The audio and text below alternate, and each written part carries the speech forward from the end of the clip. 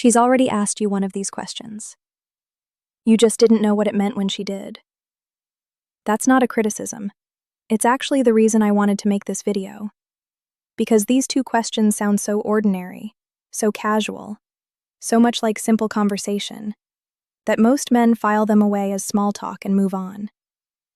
They don't realize that in the 30 seconds it took to answer, something was being decided.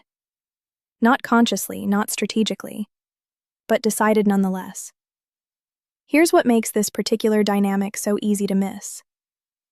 The moments that matter most in early attraction rarely announce themselves.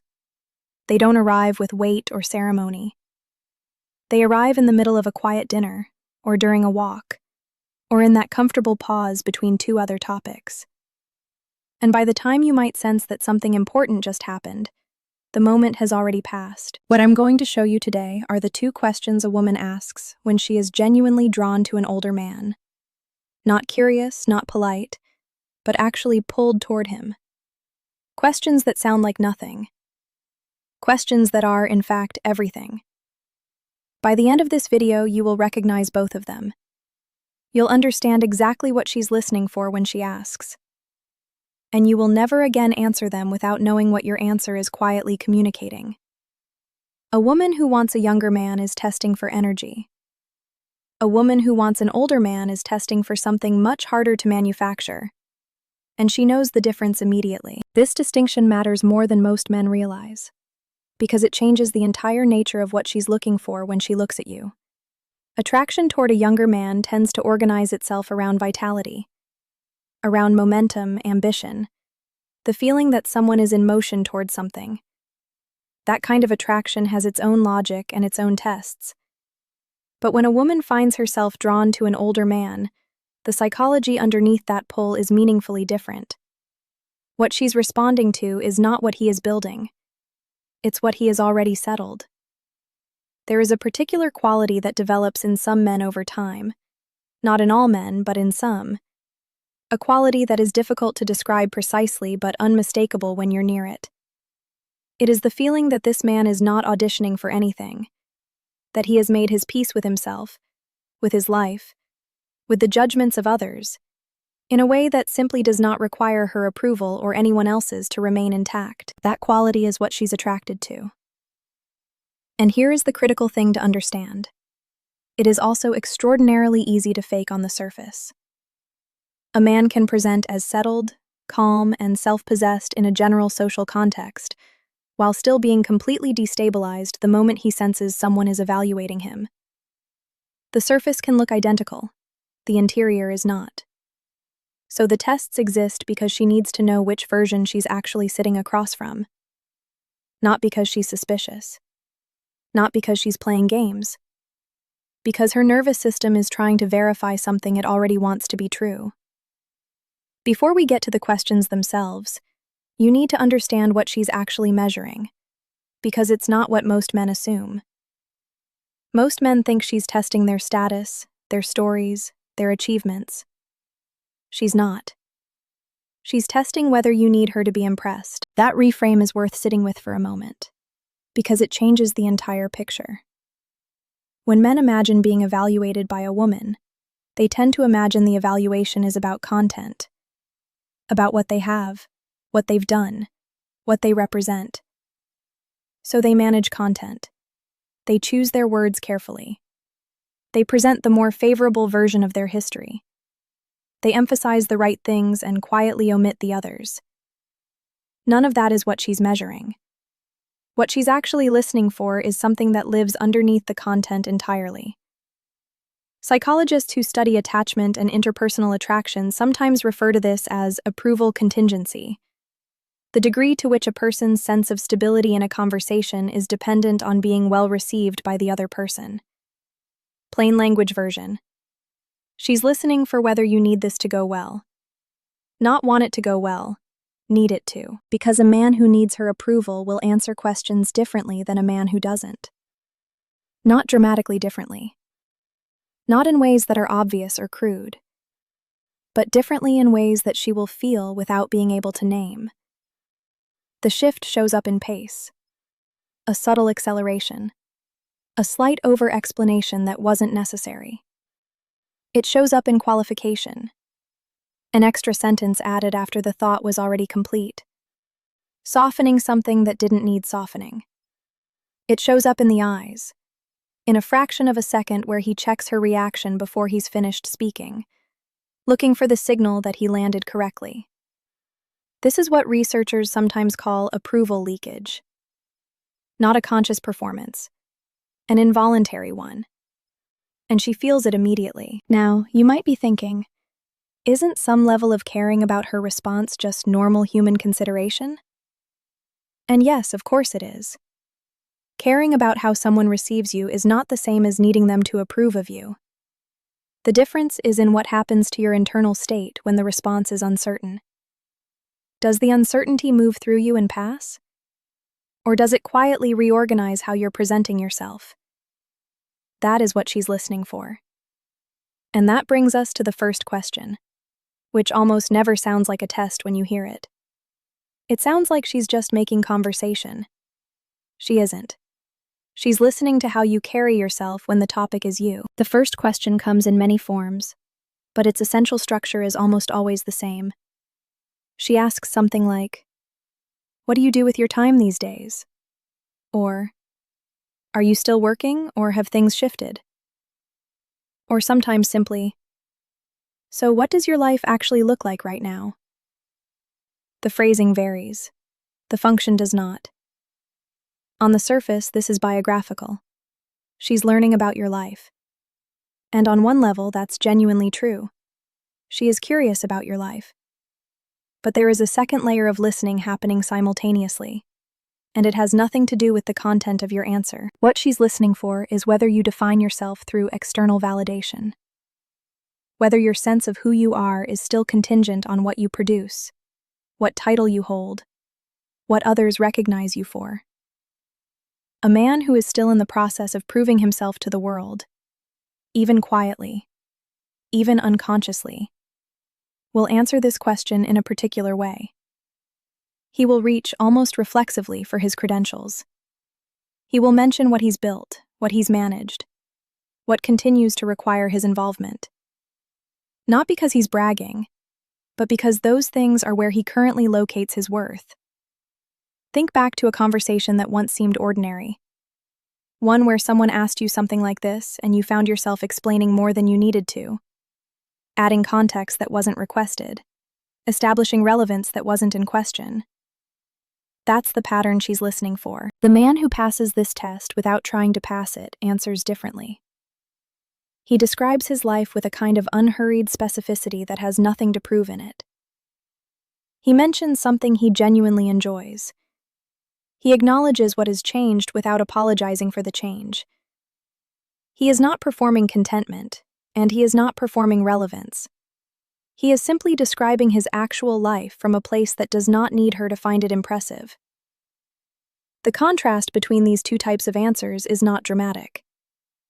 From the outside, they can look almost identical. But she does not experience them from the outside. Of course, context matters here. A man who speaks warmly about his work and takes genuine pride in it is not automatically failing this test. The tell is not enthusiasm, it's anxiety. It's the particular texture of a man who needs you to understand why his answer is good enough. The second question is more personal. And the reason it's more dangerous is that it doesn't sound like a question about you at all. It sounds like a question about her. When she asks this question, your first instinct will be to make her feel better. That instinct, however kind, is exactly what collapses her attraction. The second question is the one that decides everything. And it arrives almost always with a slightly different energy than the first. Softer, more tentative, carrying something that could be read as vulnerability. She might phrase it as, "Do you think the age difference matters?" Or, "Does it ever bother you, what people might think?" Or sometimes it comes even more obliquely. "I wonder sometimes what your friends make of this." Different words.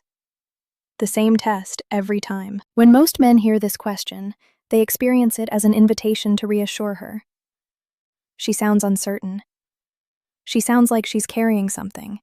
And the natural, decent human response to someone who sounds like that is to relieve the weight they're holding. So you tell her it doesn't matter. You tell her you don't care what people think.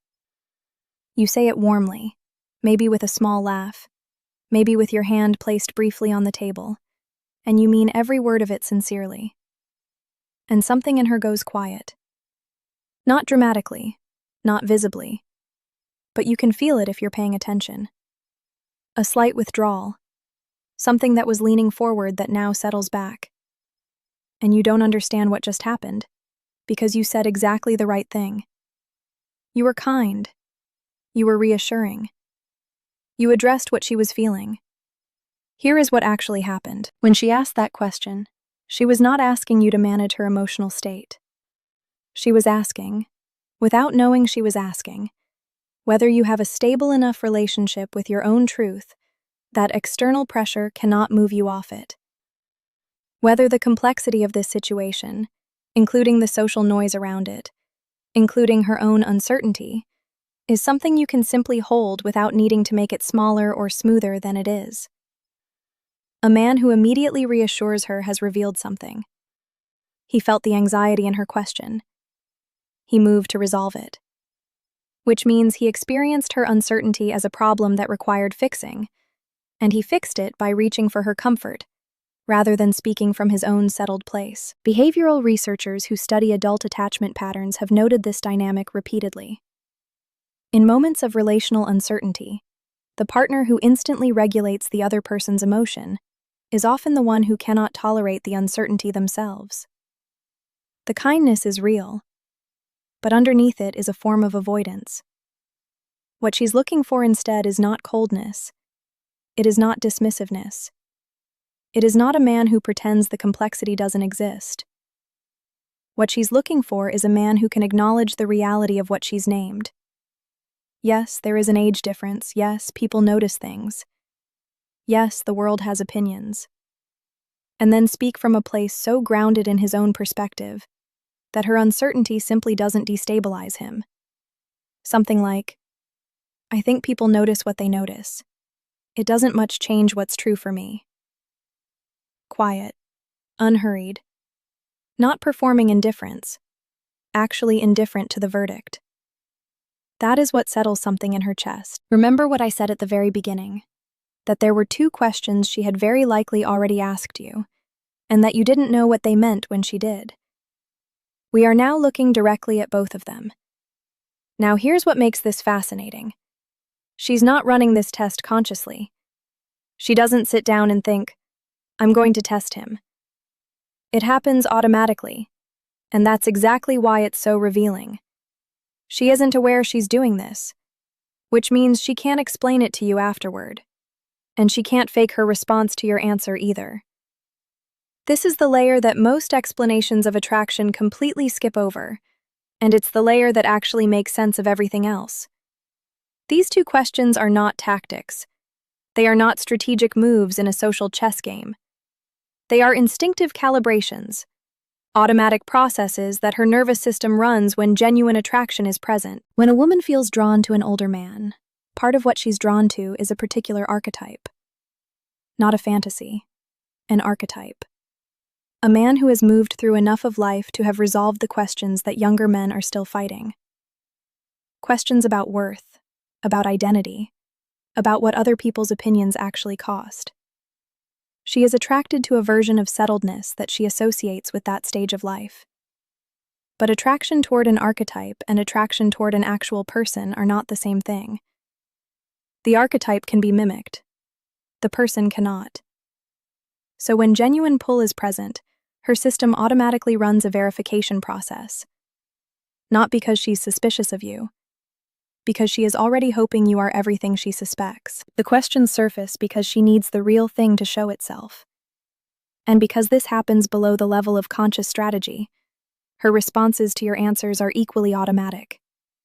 She does not decide to feel reassured or unsettled. She simply does, or does not. There is no performance on her side of this exchange. Her reaction is the data.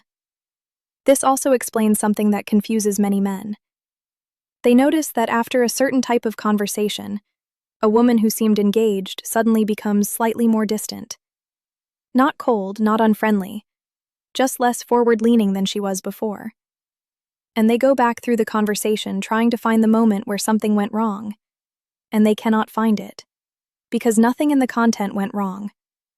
The conversation was fine. The answer sounded fine. But somewhere in the texture of how they carried themselves, the verification process returned a different result than she was hoping for. So what does a man do with this knowledge? Here's what most men completely miss. The test itself is a form of attraction. She doesn't run this process on men she doesn't want.